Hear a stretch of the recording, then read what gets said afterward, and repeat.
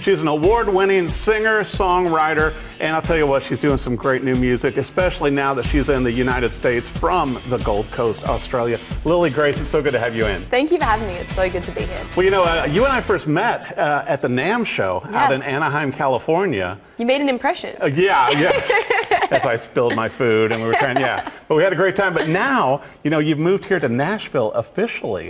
How are you liking it? I am loving it. It's been the goal of mine to be here for what feels like forever. So to finally be here, living and pursuing the full Nashville thing feels amazing. Well, it's interesting to me also, especially with your new song that came out, Me, Myself, and Wine, which it seems like a great combination. It's like, but you know, you've had so many great songs that have come out over the years, including your debut album last year.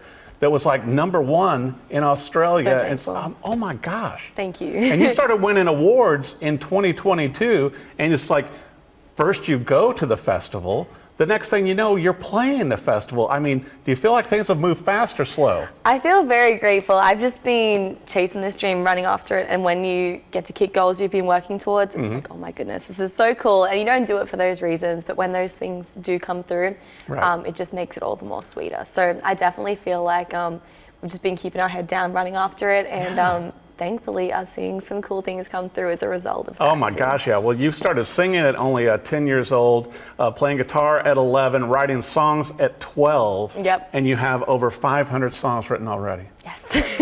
Not 500 good ones, but... you know, but I had somebody tell me once, it's like, you know, it's like, I said, how many songs do you need to write to where you really get this down? He said, start with 1,000. Yeah. You know, it's so like... I'm halfway through it. Yeah, you are. But also, you know, you had to come over here to the United States because, I mean, after you've won all these awards, you know, that you have over in Australia, and just hit the charts and everything, it seems like a logical thing to come here to the United States as well. You've already been playing like Old Red. And so obviously, you know, you and I were talking before we came in studio, the Grand Ole Opry is next, right? Oh, next week, obviously. Right. I mean, and you know, we talked also about, you know, to where, you know, with the kangaroos and everything, to where in Australia, there, you know, you don't ride horses, it's kangaroos. No.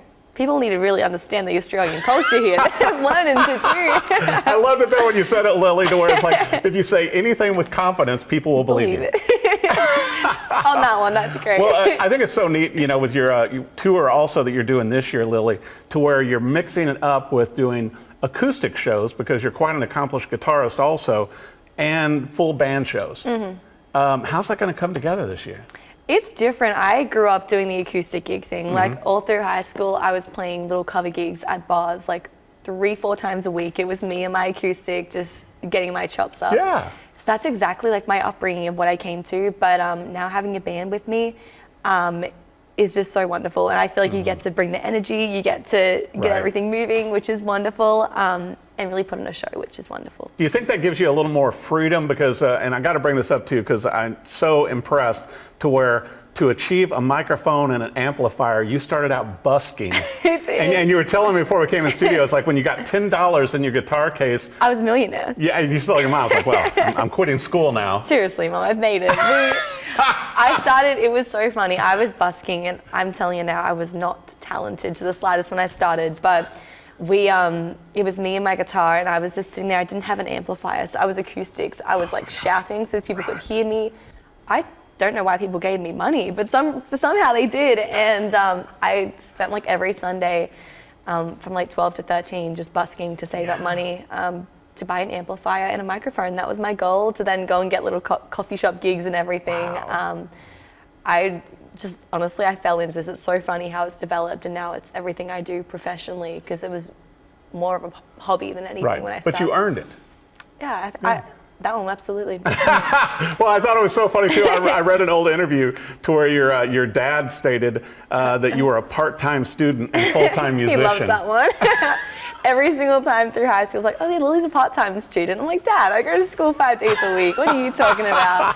But it's like, you know, do you have like, you know, as a young artist, and obviously, you know, doing so well in your home of Australia, and I know you're going to do even better here in the U.S., do you have a regiment for writing songs, or it's just when the muse hits you? Yeah, absolutely. It's scheduled in the calendar all the time. So when I started out, it wasn't like that. But over COVID, I really fell into writing, and we had nothing happening in Australia. We shut down for like 300 days. Like, you could not leave your house. unless you were like getting groceries. So Right. my gigs were cancelled, high school was online, like I had nothing, to do or anything. So I was just sitting in my room, like writing songs, and my mission was to write a song a day. And that was kind of what I did, and that's what I started getting, I guess, the muscle of songwriting. Right.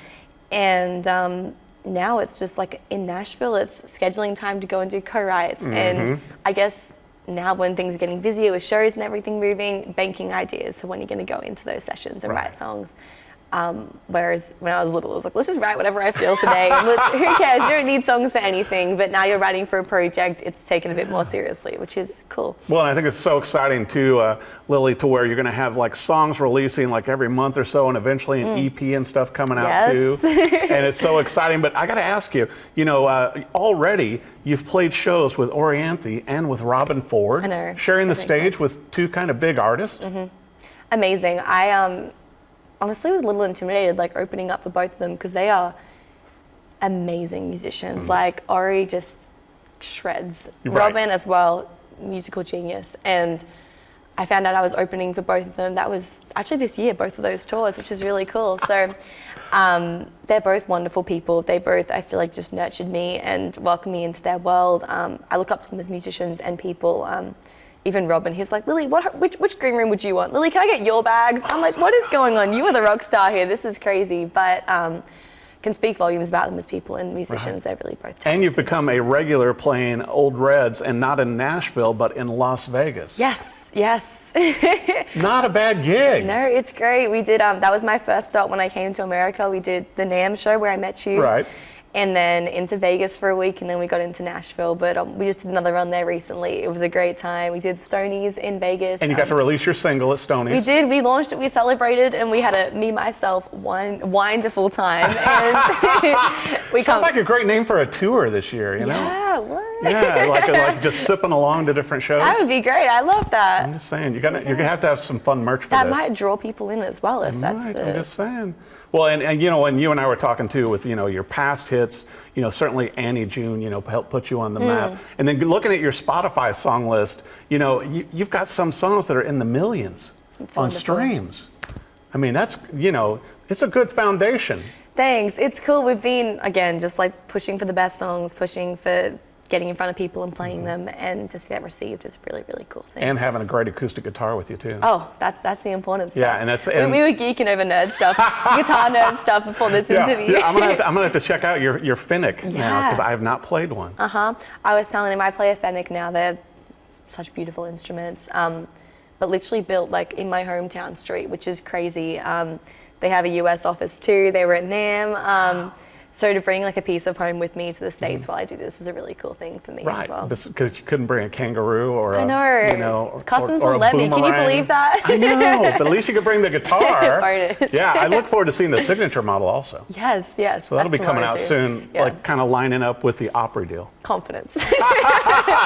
Well, I'll tell you what, you don't have to worry about confidence when you have great talent, which you do. And I love your music. I love your songs. I want to make sure for our viewers, for your website, social media, everything that you're doing, Lily, where do they need to go?